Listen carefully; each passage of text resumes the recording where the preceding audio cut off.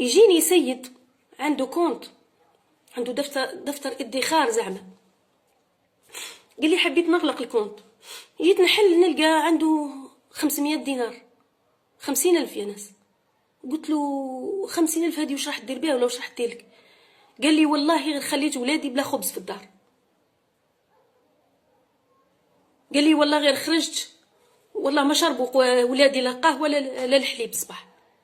ثم في ديك الدقيقه توقفت بيا، وش دير له واحد كيما هذا؟ وش دير له؟ تعطيه مليون زوز وش حيك فيه؟ الجزائري مش طلاب باش كل مره تمنى عليه بمليون ولا بقفه. هذه سياسه تسول اللي علمتوها لنا. الجزائر راه دوله غنيه، علاه شعبها فقير؟ يا سيدة الوزير، المشكل عندنا مو التجاره مو الصناعه، المشكل العداله الاجتماعيه. لما نعود انا خدامه ويجي يسلك عندي اللي بمليون ونص واللي بمليون و800 واللي بزوز ب800، انا نعطيها لهم ونعود نقول لهم كيفاش تقسموها على وجه ربي. يقولوا لي كيفاش تقسموها؟ انا نسلك قدهم 3 خطرات وما تكفينيش، وبراسي ساعات ما تكفينيش. حرام عليكم هذا الشيء اللي يديروا فيه الشعب. لا ما كانش عداله اجتماعيه. العداله الاجتماعيه ان كل نعيشوا في مستوى واحد. لازم شهريه الجزائري تكفيه باش ياكل ويشرب ويقري ولاده ويزوجهم ويحوز بيهم كيما انتم. لازم يعيشها كل شعب الجزائري واحد باش تنقص العداوه وتنقص الجريمه وتنقص كل. نعم لما يكون كاين اكتفاء تنقص السلبيات.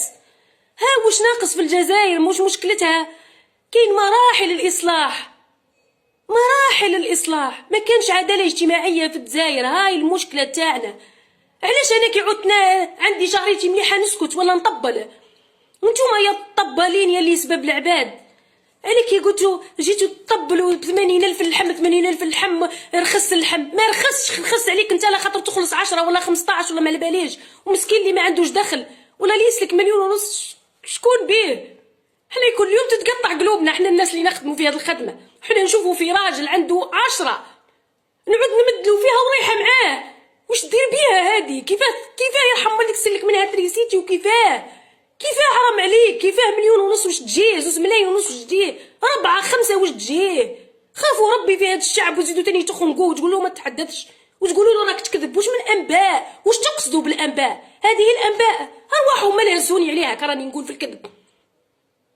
الجزائري شهريته ما تكفيش وكاين اللي ما عندوش دخل. تقول لي الكيلو 80 رخيص؟ ماهوش رخيص. كي يعود الكيلو ب20,000 ثم نقول لك اللي حم رخص، وثم نقول لك حققت العداله الاجتماعيه، وثم نقول لك هذه جزائر جديده صح بنيتوها. لما ناكل انا اللحم انا قادره نشري كل يومين اللحم، بصح جارتي اللي تغسل في الصوف وتغسل وتبيع في الفريك وكل ما يدلوهاش الناس ويجي يقولوا لها خدمه